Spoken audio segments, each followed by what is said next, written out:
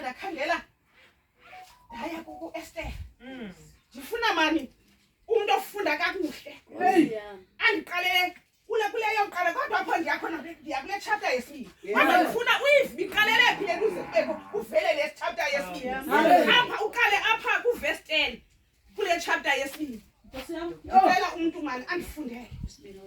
izwi lethu solifumana encwadini kaEsther bese yokuqala mama hayi kule chapter yokuqala yes verse 10 chapter verse 10